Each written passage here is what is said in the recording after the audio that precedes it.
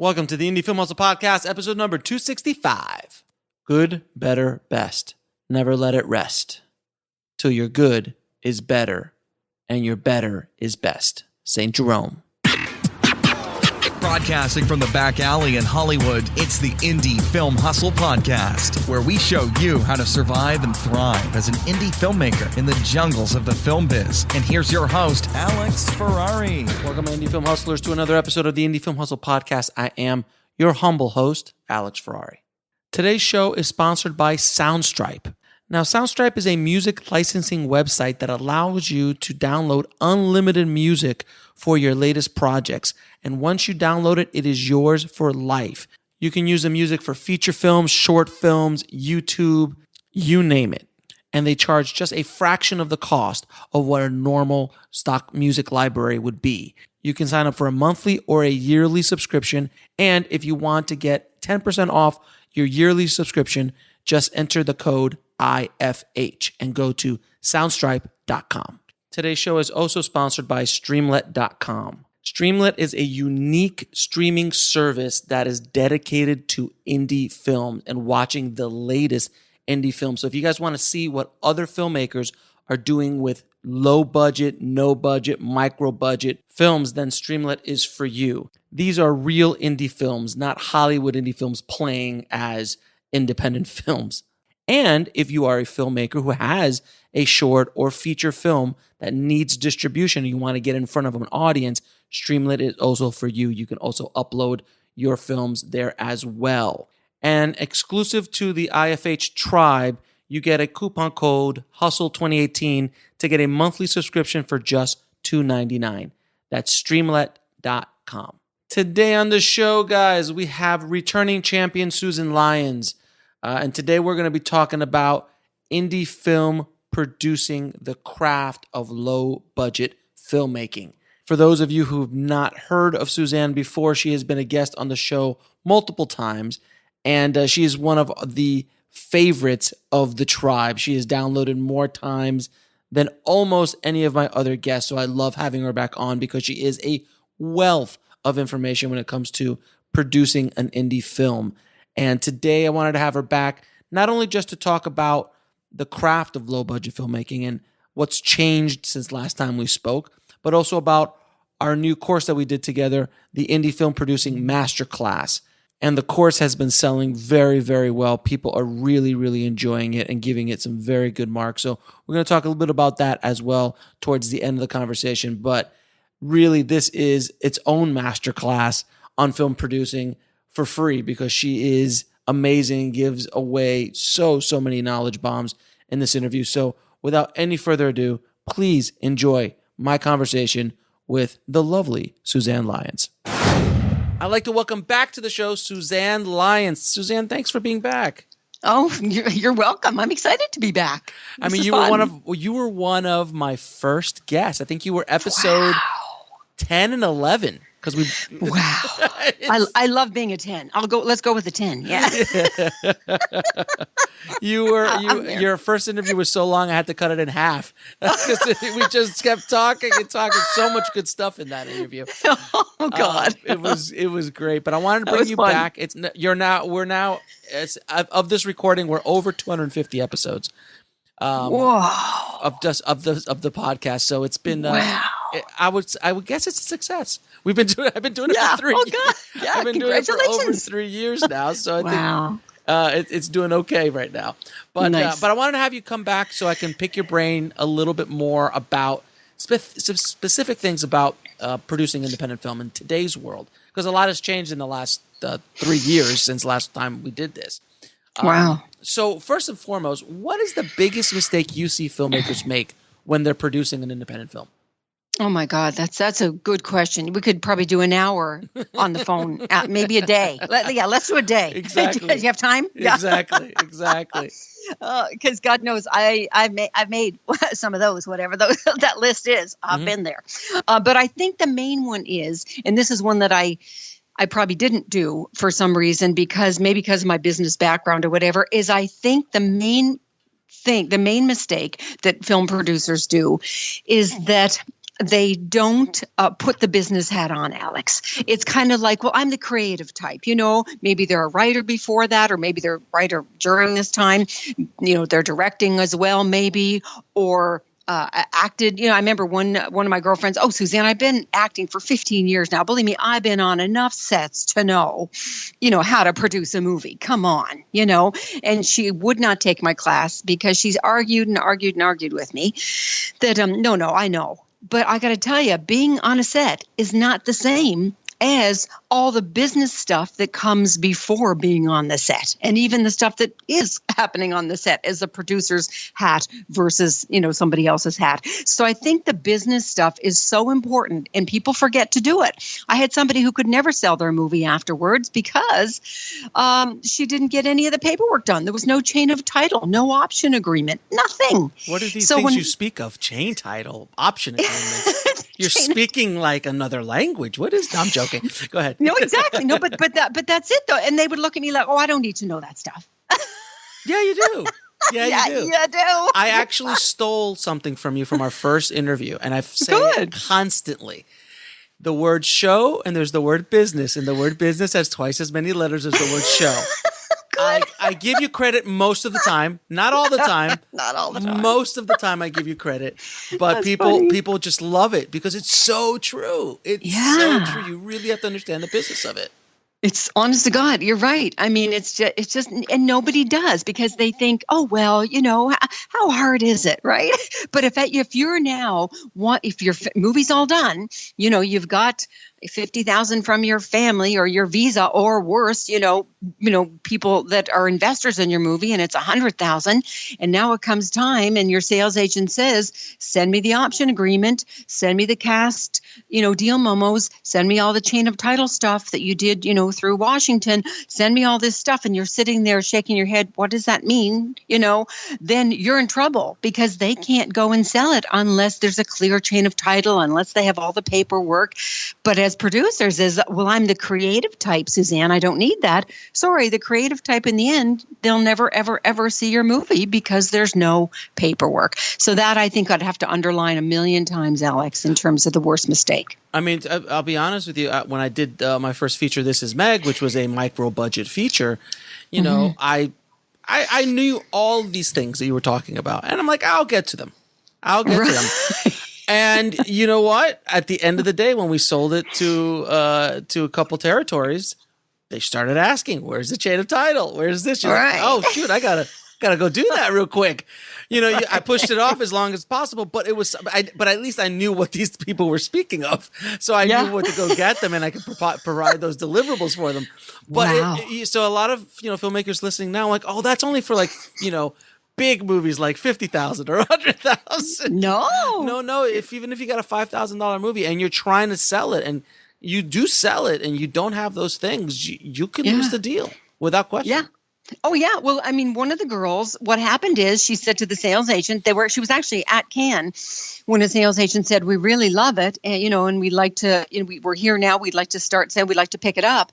And that's when she called me crying on the phone. She was crying and she told me the story. And I said, "Oh, congratulations. Is that why you're calling? This is so great." And she was crying saying, "No," she said, "I just called the writer to do the agreement," even though it's now, a year and a half, 2 years later. Right. And she said, and the writer said that in the interim, she had a fight with the director, and together, and she said, "And what I decided is that film can burn in hell for all I care." Nice. And hung up. Yes, I promise, Alex. And that was not a 50,000. That was a couple of 100,000. It was a few years ago. And that was with investors. And like I say to people, if it's your own visa, I don't care. I don't care. Show it as your home movie, to your family. I don't care. But if it's somebody else's money, oh man, you don't mess around with that. You do the paperwork. And that's why she was crying, because she said she'll never, ever, ever. And that's got to go back 10 years, and that movie will still and never see the light of day, nor will the investors ever make their money back. Oh, so sad. That's so sad. Mm-hmm. So let me ask you, what is a business plan and a mission statement? I hear those words so often, and I know what they are, but I'd like you to explain it to the audience. Oh, okay. With the business plan, and it's interesting you mentioned that, because I just read one yesterday. Someone sent me a business plan yesterday, and I got to tell you, it was so long so long and gave information that I don't need. You know what I mean? We'll be right back after a word from our sponsor. And now back to the show. Mm-hmm. I was sitting there thinking, if I was my dentist, who I know goes golfing every Friday, right? Mm-hmm. And what's he going to do if you're going to give him this business plan and he sees, and I thought, my God, he would go blurry-eyed and probably throw it in the garbage, right? Because what's he going to do? Is he going to read something that's 70 pages or 60 pages, or is he going to go golfing? Guess what? He's going to go golfing. However, if it's about 10 or 15 pages and very clear, very to the point, very succinct, he's going to read it. No, to go back for a little bit, let's start from the beginning. Why do you need a business plan? What's the purpose of the business plan when trying to raise money for a film? Okay. Well, what I do is some people do their business plan, which is kind of like your, what people call a pitch deck nowadays, where it's your basic, here's your, maybe it's a quote to start with. I would often start with a quote of a movie that was quite successful that somebody had talked about, such and such was done for 200,000 and made 250 million, or, I'd start with a nice quote on the front page. And then what it really is about then is maybe the synopsis, maybe your bios, the people that are already on your team, and the maybe the comparables, like film Halloween was done for 350,000 and made, 120 million, whatever. Sure. So, you'd give those comparables and you'd kind of do your pitch, your marketing pitches. This is how it could go. And here's the demographic and, all of that kind of usual stuff. However, what I add to mine, because I don't usually do that, I usually wait and send my business plan out to investors, period. And that's why I always include with my business plan, my PPM and my operating agreement. So therefore, my business plan has a few additional pages to it, which is the investor proposal, which you wouldn't put in a normal business plan if it was just going out to everybody online, right? Mm-hmm. And it also has what we called a revenue scenario, which is another page that enticed the investors, which says if this is what, these are the estimates we got, the low end is going to be the movie will make, it only cost 200,000 and it's going to make 1.2 million. And the high end, it'll make 2.5 million, for example. And here's what it's going to cost. The sales agent may charge 40,000 for expenses and 20% for commission. And then we kind of minus that. And then we show that. And those pages they were very, very interested in. And of course, everybody loves comparisons, even though they're bullshit. Just because Halloween did that, does that mean mine's going to make, Listen, Halloween, Paranormal Activity, and the Blair Witch is on every comparable horror business plan ever. There you go. And one's from 1970 something. When did Halloween come out? Like 79, 80, 81? Oh, probably. Like doesn't matter. 100 years from now, we're still going to be quoting Halloween made such and such. In the day, they use it constantly. So it is BS. So, but it's nice. It's fluff. It's cotton candy. It's, just kind of, it sparkles. Exactly. And if you're the investor, you're thinking, you know what? Yeah, it's every 10 years, but guess what? This is the 10 year. Maybe this is the one, Right. So in mine, just to give you exactly what's in mine, is that quote on the first page. The second page is the investor proposal, because that's really what they care about. If they're reading this business plan that is going out to the investors here, that's all they care about is how much am I going to make? Not how much am I going to make, but what percentage of ownership am I going to have kind of thing. And then how does it all play out? Am I 50-50 partner? Like it explains it. And mine is literally a half a page. The bottom part of that page is explaining risk in capital letters all over the place on the bottom of the page. Right. Mm-hmm. I love that word. And you would not believe how many people forget to put that word in all the time. Anytime I do it, I think it's in capital letters, what you're saying is you'd be stupid to invest in this, right? Because of the risk. But the bigger, like the uglier you make it look, the more they're attracted to it. Yeah, exactly. Because a lot of times they're investing not just for the money, they're investing for the fun of it, for the prestige, especially in the lower budget. They're wanting to come out and kind of maybe be on set, maybe be an extra, maybe have one line in the movie, have some fun with it, maybe sing a song. Like we had 2 or 3 of our movies, the song in the end roll credit was one of our investors or one of our investors' daughters in one case or son in another case. So, right. For us, it's kind of like for the fun, Yeah, for us, it's not a big deal to be on set or be, but to people outside the business, it's still a thing. We still have Hollywood still has that kind of sheen on it still. Yeah, exactly. And then the rest of my business plan, the next piece is the project objective, like what we plan to do. Is it just going to be a one-off horror film? I'm just going back and thinking of some of mine 10 years ago, 12 years ago. Or are we doing a slate of them? If we are, here's, and that was one paragraph once again, probably about 150 words. Then the next page was the marketplace, kind of explaining this is what's happening in the world of horror films. And, this is what Hollywood Reporter is saying about it. And I just chose quotes from different variety and different industry magazines and put those quotes in there. Horror films make a killing at the box office, Hollywood Reporter. So I did that kind of page. The next page was the film comparisons, as I mentioned. The next page was the company summary. Here's what's going on with Snowfall Films, kind of our company bio. And then after that was the team. Who were the people who were on board? Maybe the bio on me, the bio on Kate at the time, the bio on the writer. Once again. Those were half-page bios.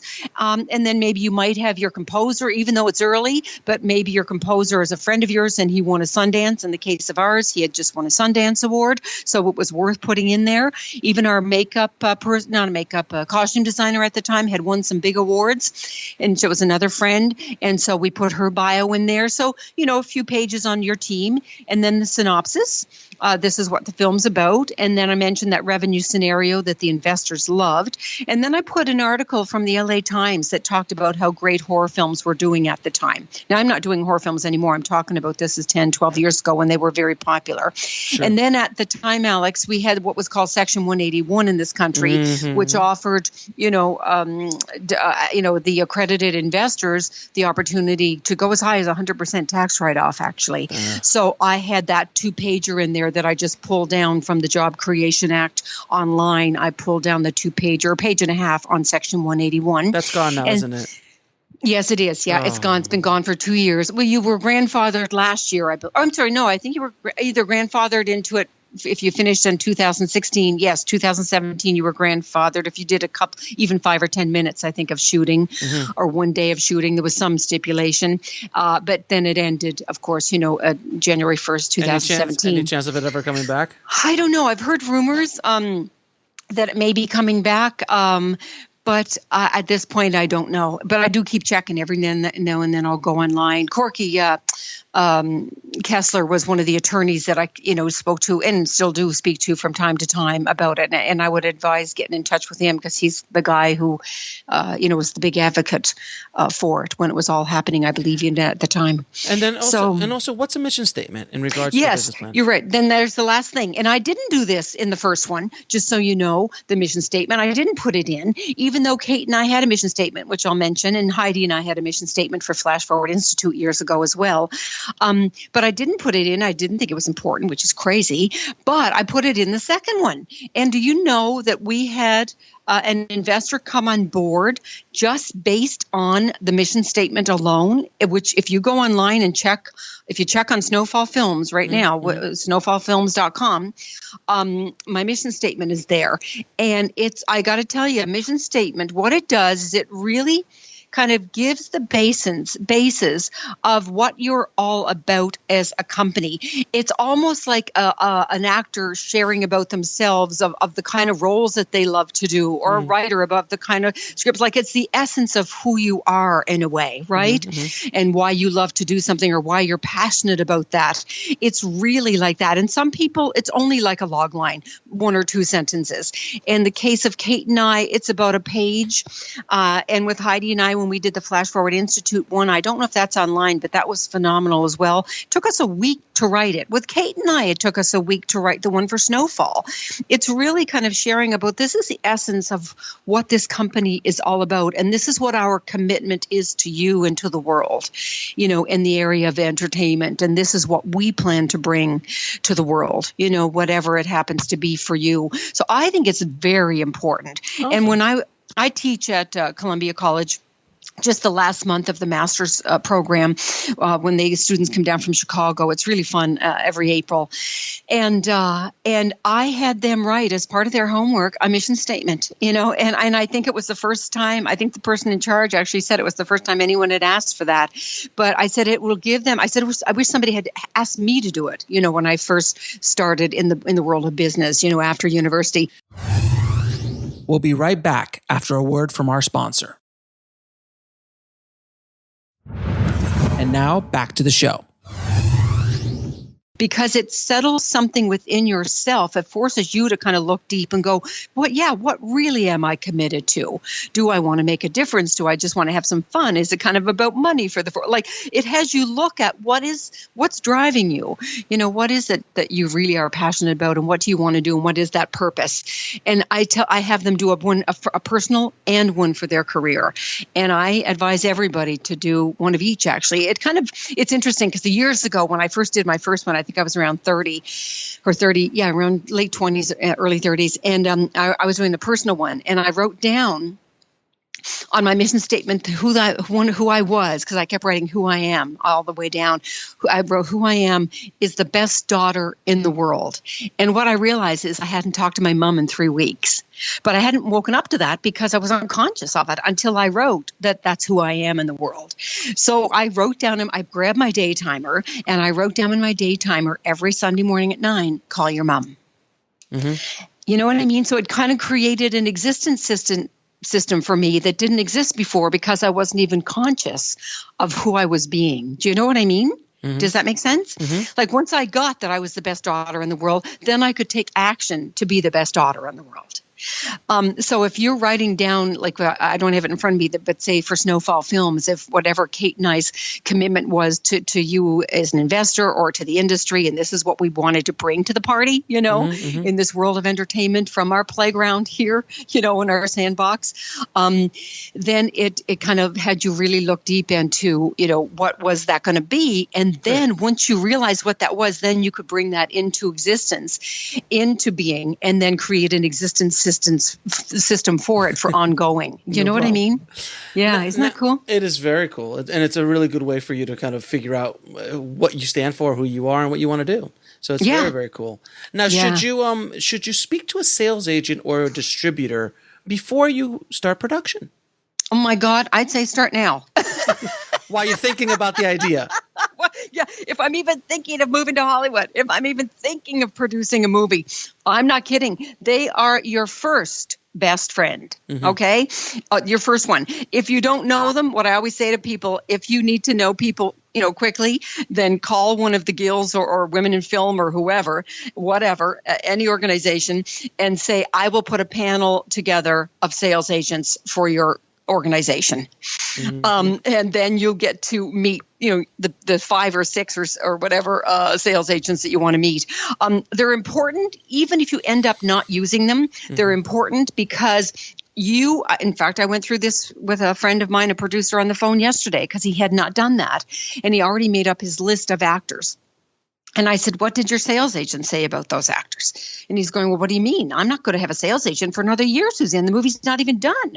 We're just looking at, and I'm going, yes, you think those are great actors, and maybe they're really great on that TV show that you happen to love, but are they going to sell the territories around the world? So you've got to get to know those sales agents.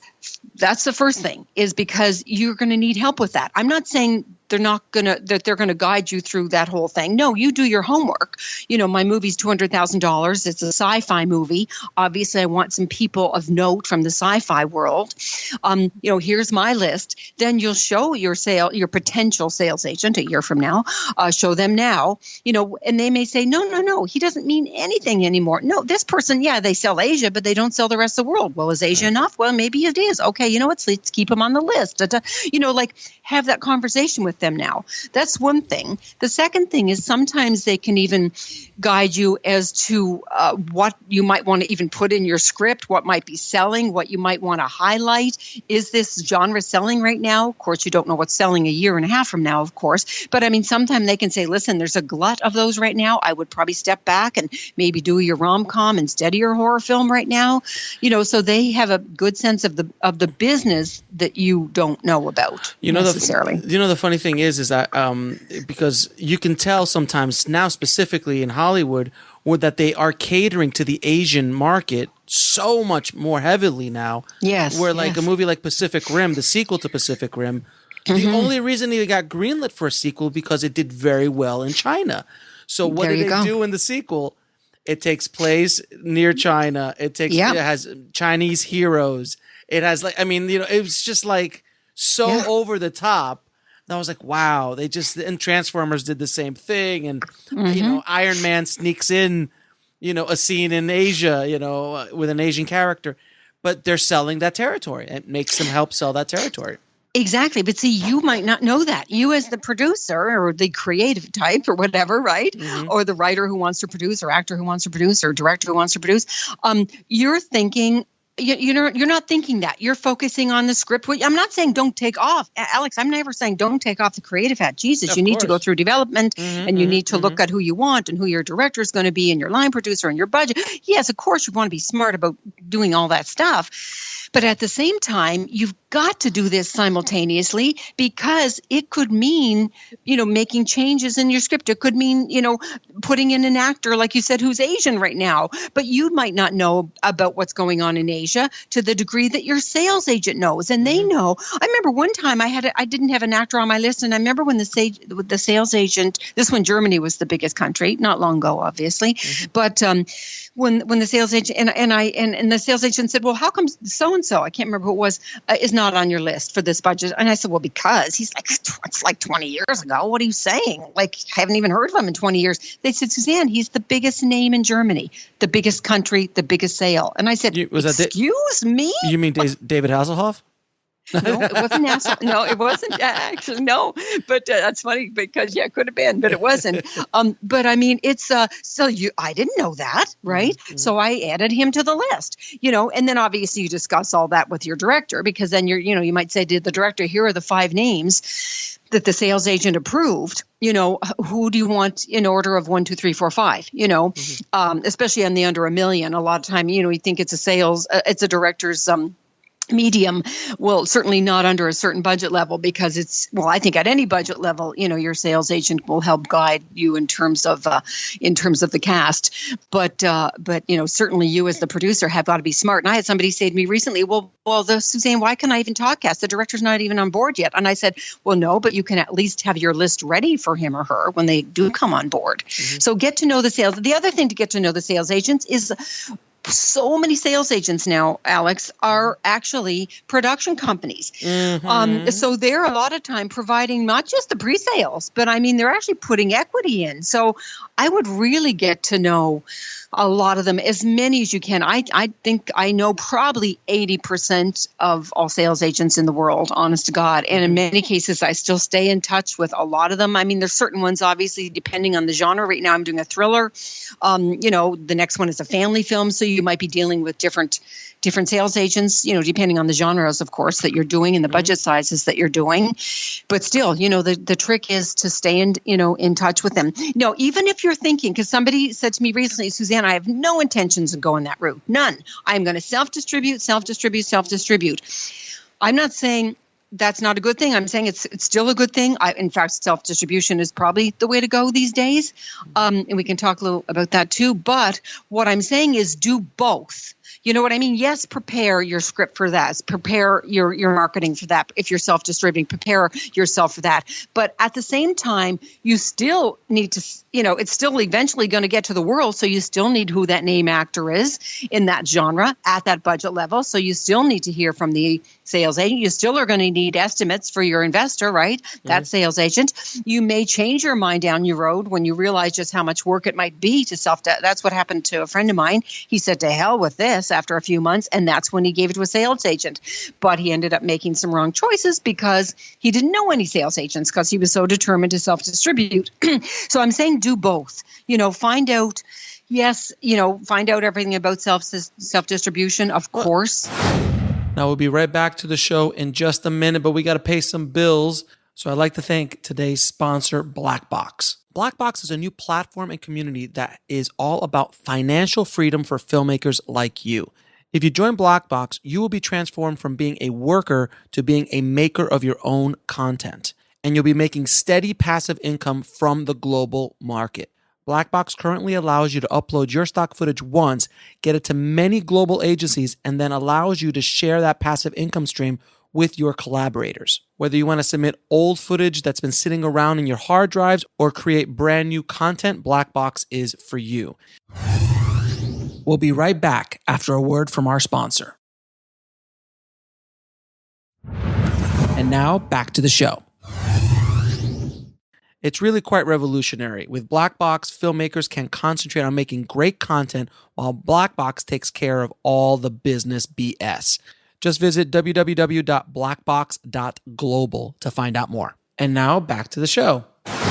Well, let's talk a little bit about the pluses and the minuses of self-distribution, because I talk a lot about self-distribution and empowering the filmmaker, and there are so many more options now than there was 5 or 10 years ago for filmmakers. But it's not for everybody, and it's not for every budget, and not for every movie. So can you talk a little bit about your experience with that? Well, yeah. I mean, I on the last one, we on Time Toys, we did plan ourselves for both. And I had the kind of the pleasure of interviewing RB, who owns Stage 32, because he was writing a book at the time. We're from the same publishing company, so we all kind of know each other, as you know.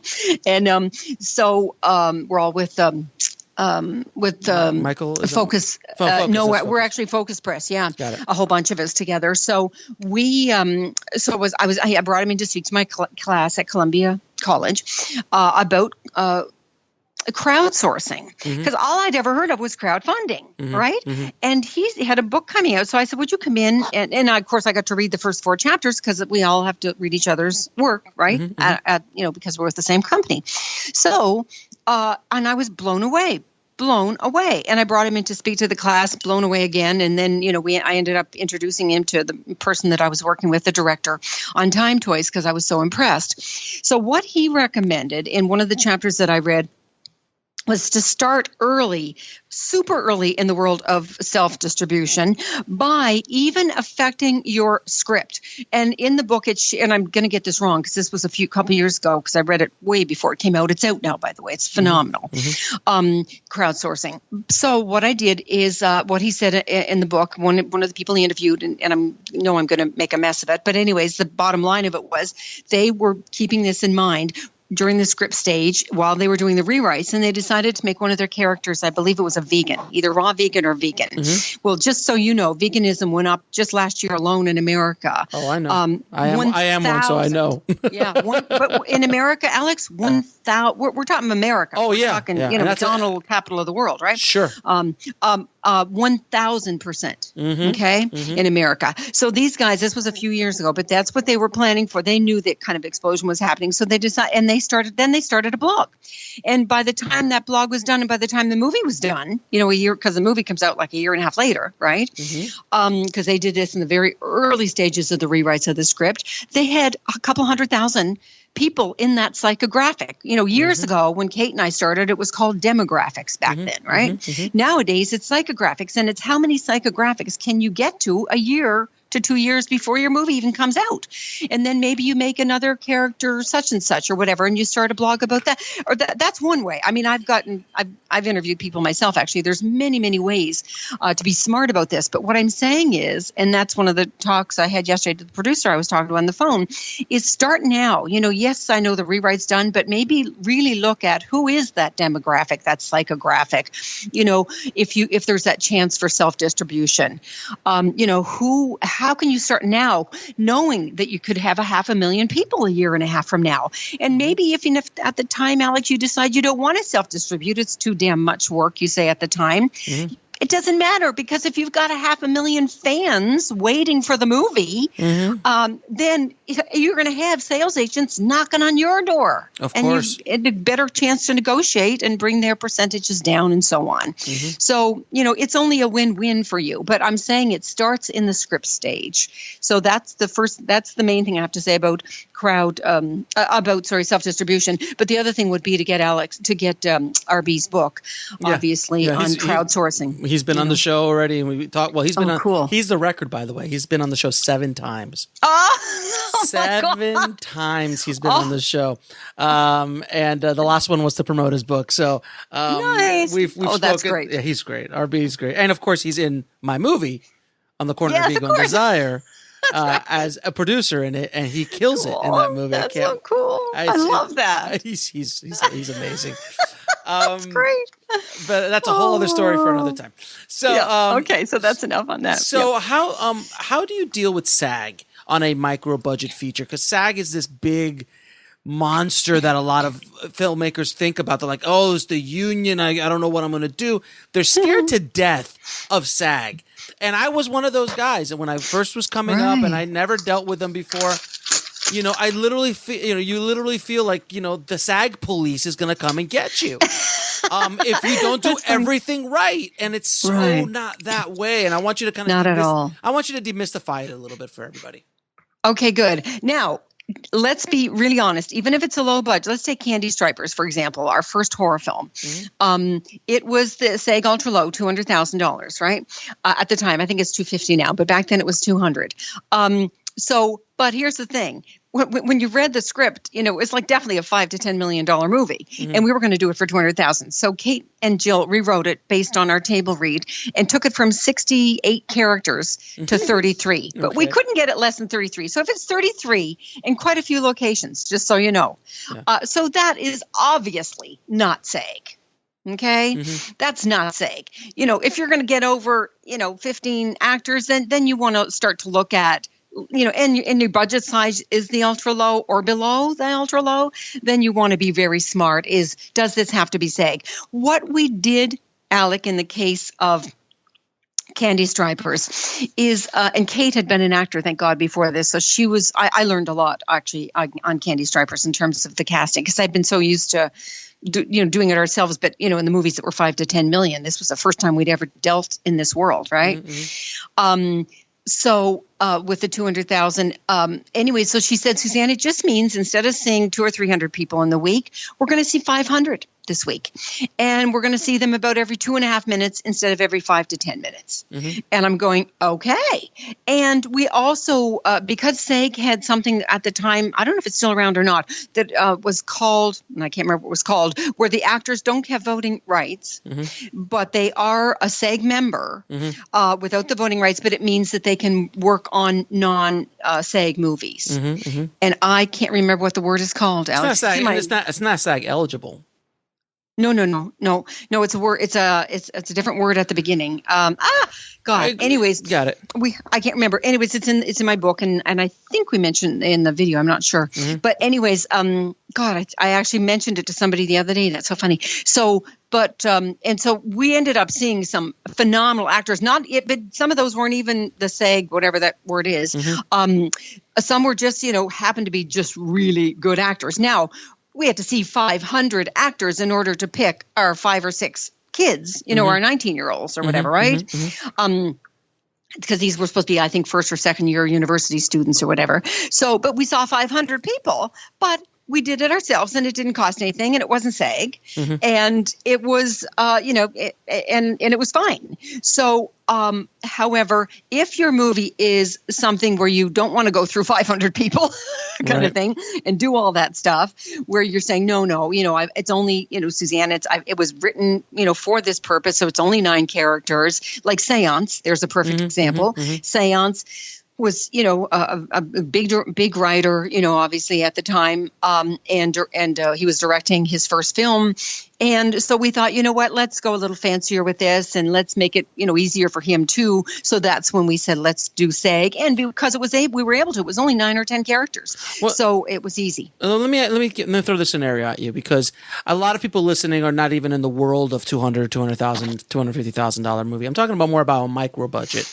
meaning a $10,000 movie, a $50,000 movie. And let's say they don't want to populate the entire show with SAG, but maybe they're getting Eric Roberts.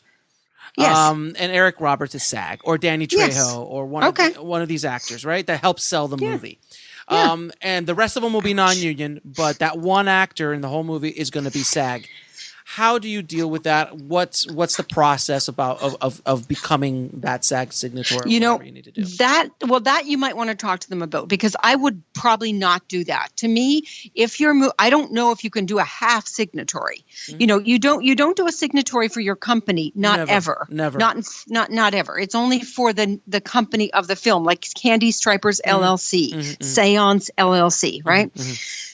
Like that, Never Snowfall Films, would be a signatory. Mm-hmm. So first of all, there's that. Then, secondly, if you decide that Seance is going to be signatory, it's signatory. We'll be right back after a word from our sponsor. And now back to the show.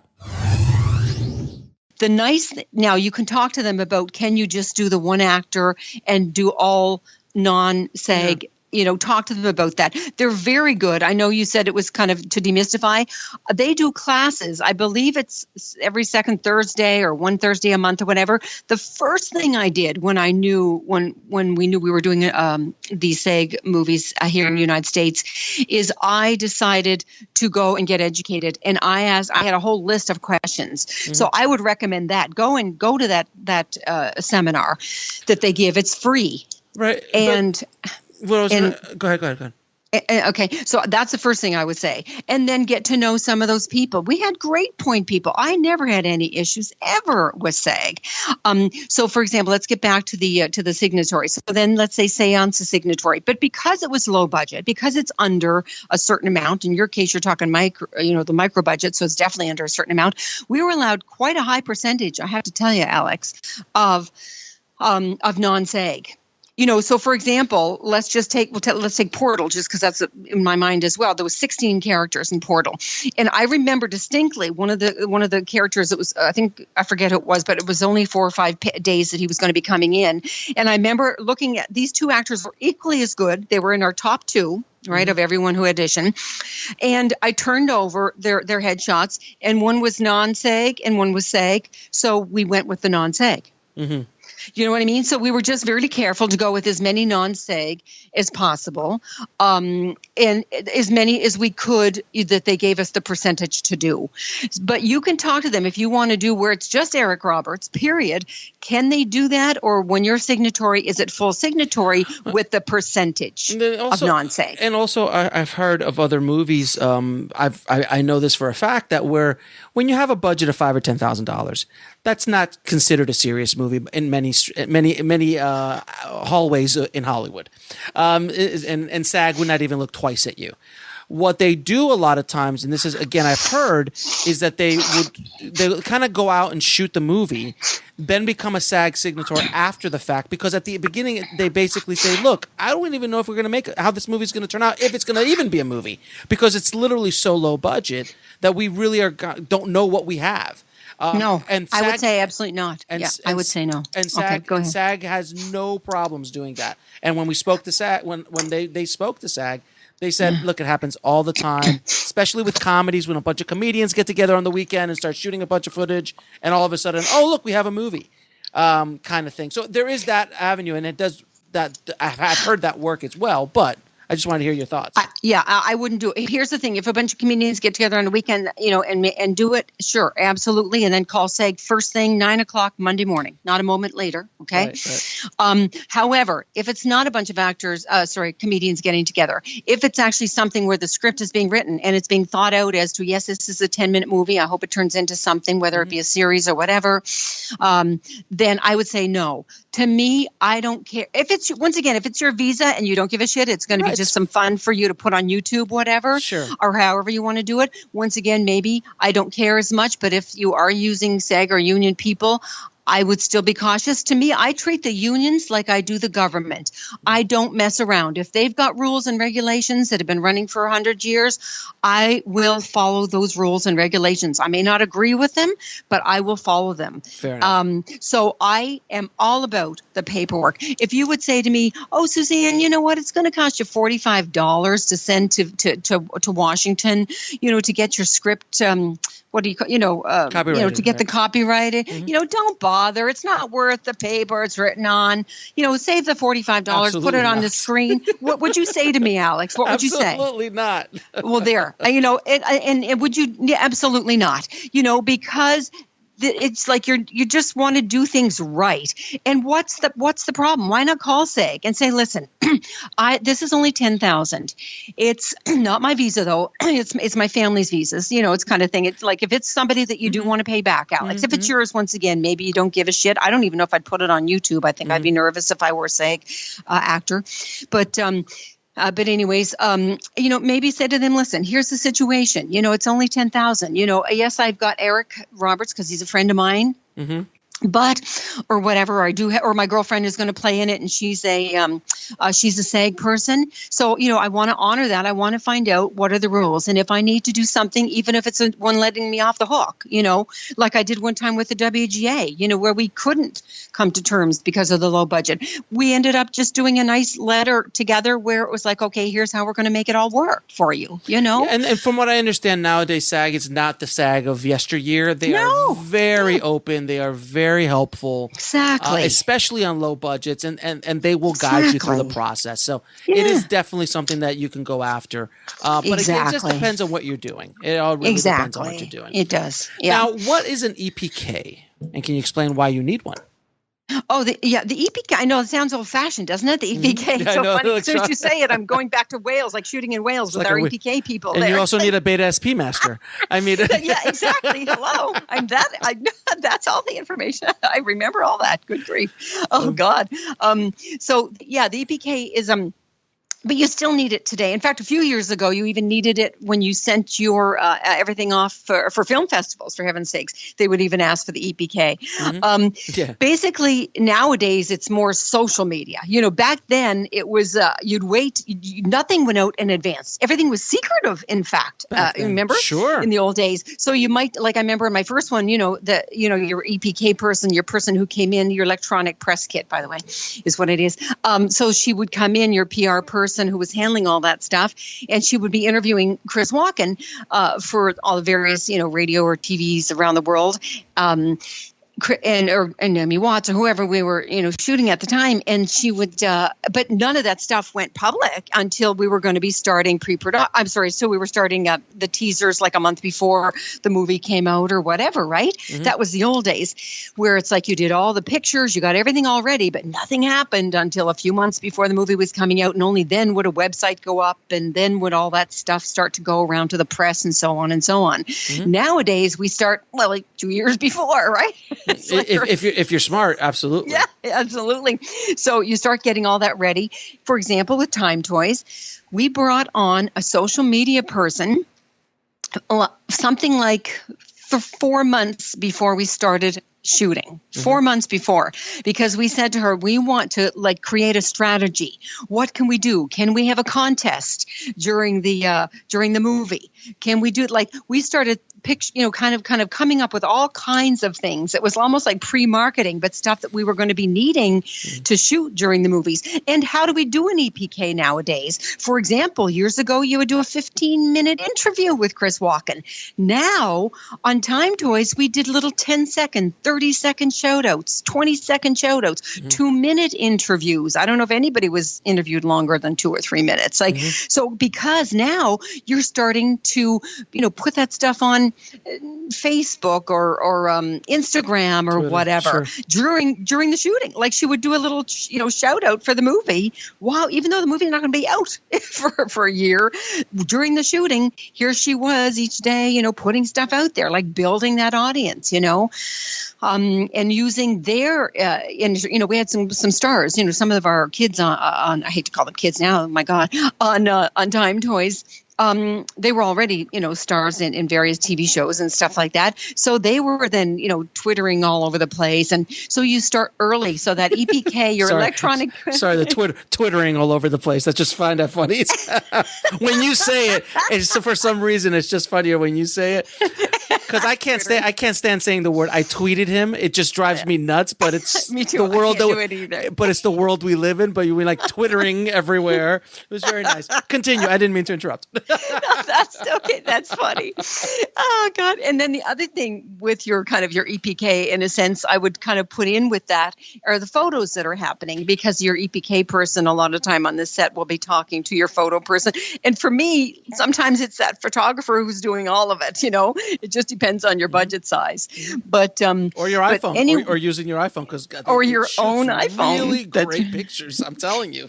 Yeah, nowadays I think probably using the iPhone more than anything. But here, I just want to get back to the photos for a minute. Mm-hmm. What happened on one of our movies a few years ago is I wasn't paying attention to the photographer, and I had not discussed it with him in advance, because sometimes you just assume that people know. But he was new, he was a friend of someone's or whatever, and he was very new. He was a phenomenal photographer, but new to the industry. Mm-hmm. So it came time for, of course, the wrap party. We'll be right back after a word from our sponsor. And now back to the show. We had over 500 phenomenal photos, Alec, for on a whatever, with a loop, having a ball at the wrap party, right? Mm-hmm. Then about a month or two later, we get the sales agent. The sales agent, part of the delivery, is, Suzanne, can I have your photos? I said, oh, God, photos, no problem. I got over 500 photos. They said, well, no, just the money shots. All we care about really are the money shots. No behind the scenes, no nothing, just, the money shots. Alec, of those over 500, you're supposed to send 60, right? Mm-hmm. 60 are supposed to go to sales agents. Right. I had 22. That's all. All the rest were behind the scenes. Nowadays, however, they do want some behind the scenes. And nowadays, with your own social media, you want to send in a bunch of behind the scenes all over your everything, Instagrams and the whole thing, right? Mm-hmm. However, your sales agent still needs 50 or 60 money shots. So just make sure when you're hiring your EPK person, your photographer, your all of this interviewing, kind of all that stuff happening in the photos and everything, make sure you are not just getting them doing, oh, isn't that fun? The camera's behind her and let me get her here. No, make sure you're getting what are called the money shots. Oh, the monster finally kills the person, or they finally capture the monster. So make sure you're getting that. Here's the other thing too, is we didn't have a publicity photographer budget in a lot of those low budget movies. So what we did is I brought a white sheet in from home. We put it up on the wall, and our photographer, who was actually a good photographer, did everybody dressed up like one by one, looking left, looking right, looking down, looking up. So you want to get all of your main actors that are going to be on the potential poster, also not just in the money shots you're shooting during the day, but also as stuff that you'll need clean to send to the sales agent who will be using it then for the poster. So, so that's why that stuff's important, to look at. Mm-hmm. I think, one of the bottom lines is, as we're talking, this is a lot of information going out to people. Mm-hmm. Make sure you get a mentor. Make sure you watch, the video that Alex and I did, or get the book, I wrote on indie film producing, and the books on no budget film producing or micro budget filmmaking. Get to know the language. For some reason in this industry, Alex, I think what happens is people think, well, I've been a lawyer in New York, for 40 years, and now I'm going to go out and make some movies, and I'm going to do this or that or whatever. Right. I'm a smart guy. I'm a smart gal. I know what I'm doing, So, I mean, we kind of have that mindset. And I'm saying that would be like me buying a new knife set, right? A really good quality knife set, and going, you know what, Alex? I've always wanted to be a heart surgeon. I've never taken a class, and I don't think I need to. But I've seen it on TV. I've seen it on TV, though. I've seen it enough on TV. It's fine. Yeah, and I've got a good sharp knife. It's pretty sharp, actually. And Alex, if you don't mind, I'd like to practice on you. Is that okay? This afternoon, are you free? You would think you'd want to call the loony bin, right? Sure. Well, that's the same thing when people are out here saying, I talked to somebody the other day, and she was saying she wanted to produce. She knew nothing, not one word that I mentioned did she know what that meant. Right. So get educated, do the research, get a mentor, watch the videos, nowadays everything is available. So, I mean, go into this with your eyes open. And speaking of that, we have a course, don't we? No way! It's amazing. No way! So I know the tribe has heard about the course that that you and I made. I've spoken about it a bunch of times on the show. But I want you to talk a little bit about the independent filmmaking Producing Masterclass with Suzanne Lyons, and I do a guest spot. So talk a little bit about the course and what we did with it. Okay, good. Of course, the main thing is the guest spot with Alex, obviously, right? Well, obviously. That's why you want to get. That's 30 minutes of gold. I'm just throwing that out there. Yeah, and actually, guys, it really is, because he really emphasizes post-production, which is another area, Alex, that most of us as producers don't know anything about. That's a whole other podcast. That's a whole other podcast. That's right, exactly. Anyways, so what had happened is, to start it off, is I had written a book for Focal Press back in, I think it came out in 2012, on indie film producing, because there was actually nobody had written a book on the under $1 million, the SEG Ultra Low, the SEG Modified, all that kind of thing. So I wrote this book, and I taught a shitload of courses, and independent courses, and courses of 50 people and so on. But I was getting busier and busier, and I just didn't have time to teach anymore. And people said, "Oh, I love the book, but I want more. I want the program. I want some of the stuff that's in the book, some of the contracts." So finally, I talked to Alex about it and told him I was pulling my hair out, right? And you said, "Okay, let's videotape a class." So we actually I did a class of about 20 people, and Alex came in and did an amazing job. Thank you, Alex, of videotaping it and making me look good, which was a challenge in and of itself.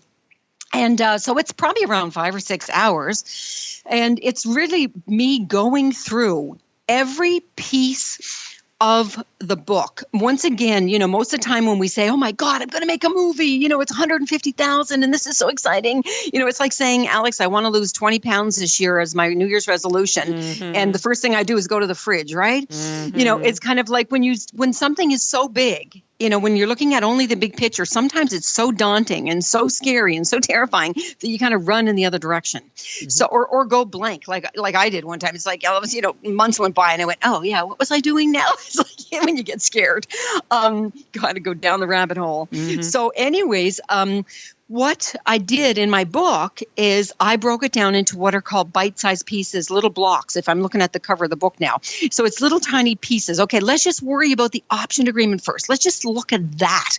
Yes, break it all down. Yes, you're going to be, a year and a half from now, you're going to be at AFM selling your movie, but let's back time that whole thing exactly, whatever, what would that be, 14 months. Great, from today, July 3rd. So, let's back time it all. And so that's what I did is once it's all broken down into little pieces, and that's what the video does. The video literally says, "Okay, everybody calm down. Yes, we're all going to make a movie, but let's go through and do piece by piece by piece. Given we've back-timed it all, obviously the first thing is that option agreement, that script that we love. Then the development comes after that. Then we kind of go through it all. And what's so great about and I take my time, as I said, it's around 5.5 to 6 hours. So I'm guiding you through the whole thing, literally from the moment we option that screenplay.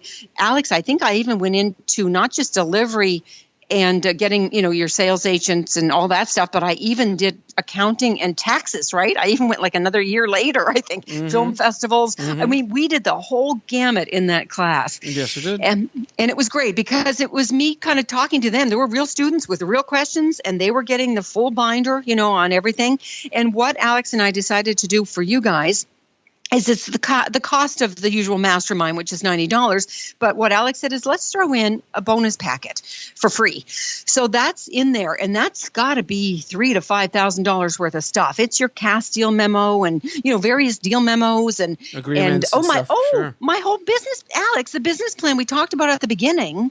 That's in there. That's one of the 20. There's 20 items that you get for free as part of that packet, and I think we did it. In Word? We did it in Word and PDF, so you can go in there and change things up and add it for your own. That's cool. It is Brilliant. Literally a treasure trove if you're making a feature film of everything you need, contracts, agreements. Obviously, you always want to talk to a lawyer first, but it's a good starting off point, and just stuff like it's basically turnkey almost. Yeah. Like follow these steps. This is what will happen. Yeah, very good. My God, and it really is true. I mean, and I started teaching this. Oh God, a long time ago, around 12 years ago, and there's been hundreds of movies made. I get calls all the time. It's coming to the screening. I followed your class. Here it is. So it's been proven through all the courses I taught over to hundreds of people, and then all the books that have sold and people that have used it to make their movies. So this is even better than all of that because it's all a concise 5.5 to 6 hours of me going through the entire thing, and you get that nice packet. And I threw in a couple bonus things in there as well. Oh, nice. From the podcasts and stuff like that. Cool. That you can learn some more stuff from as well. So I'll put a link to in the show notes for the course, but if you just want to go right away, it's just producingmasterclass.com, and you can go right now. It's $90, and it is, my God, a bargain at that price point. It's insane. Crazy. But I wanted, and I hounded, by the way, guys, I hounded Suzanne to do this for years. For a while. I'm like, Suzanne, just let me film. Please let me film you. Please, we got to do this. Please let me film. You'll never have to do another one of these again. Just let me film you, and we'll put it up. And it took us like almost a year and a half to get the whole damn thing done. We've been both so busy. We've both been so producing. We'll be right back after a word from our sponsor. And now back to the show. Doing things. I'm shooting a movie. You're shooting movies. We're doing stuff. And it's just been like slowly, like every 3 months, like, so how's the course coming? Like, we're getting there. It's going to happen one of these days. I promise you. And it's done. It's done finally. But it's definitely well worth your time. So thank you. And Suzanne, thanks again for being on the show. I really appreciate it. I'm going to ask you some rapid fire questions. Yeah. First of all, I just want to mention the blog too, Alex. On your site, Alex had asked me to do about 25 blogs, guys, on all industry-related stuff. So please go and check out the blog, which is under my name on Alex's site as well. It's in the producer's corner. So if you go into film production in the at indiefilmhustle.com, you'll see in the corner at the top, it says Producer's Corner. And that's all of her articles. And they are amazing. It's like a book in itself. So it's really, really valuable information that's free, that you could just take a look at. Now I'm going to ask you some rapid fire questions. I ask all my guests, so prepare yourself. What is the advice you would give? Quick answers. What is the advice you would give a filmmaker wanting to break into the business today? Get a mentor. Okay. Absolutely. That would be the bottom line. Get a mentor. You don't have to be a Lone Ranger. There's over almost 8 billion of us on the planet now. That's a clue from God saying you don't have to do this alone. Get a couple of mentors. God's giving you a clue, right? Exactly. You don't have to be a detective. Yeah. Now, can you tell me what book had the biggest impact on your life or career? Oh, shit. God. You said no hard questions, Alex. I said nothing of the sort. God, I would have. Oh God, there's hundreds. So many. I know, but one that pops into your head. It's so funny. The first one that popped into my head, I would have to say, is Jack Canfield. Yeah. Seven secrets to success or something. Something along those lines. Yes, it's a great book. I've read it a number of times, and I'd say the other one is Creativity Inc. If you haven't read that, oh Lord God, I read it 3 times. It's both of them 3 times. Book. Oh my God! By the head of one of the heads of Pixar. Capital. Oh my God! Unbelievable. Even if you're not in the entertainment industry, you've got to read Creativity Inc. or get it. I got it for everybody for Christmas a couple of years ago, as well as Jack Canfield's. All my nieces and nephews got that one too. That's great. It's a great book. Now, what is the lesson that took you the longest to learn, whether in the film industry or in life? I think I'm still well, and I'll always be learning, I hope, till I'm 97. I went on and had my, had the thing done for based on your health, 97.8. Exactly. So I'm going to be still learning, hopefully, right up until that time. I would say it's still to be more present, Alex, not just present to details, because I think that goes along with it. Now. Just to be in the now. Yeah. I mean, I know, and luckily I did Landmark, back in the 80s. So I'm well aware of all the be your now stuff. But as well aware as you are of it, it's still something you got to work on a daily basis. Be present to your friends and family and meetings. And, the more present you'll be, I think the more you'll have a joyful life and be successful in life, The only thing we're promised is now. Now, exactly. That's the only thing you're promised, because tomorrow is not promised at all. Yeah. And 3 of your favorite films of all time. Absolutely love Little Romance. 1979 won the Oscar for the best music, is what I recall. Diane Lane. It's when my husband and I first fell in love, and one of our first films together. Okay. 1979. Another one would be, oh my gosh. Probably anything with Bruce Willis. I love Die Hard. I've seen Die Hard probably more than any other film. Greatest Christmas movie of all time.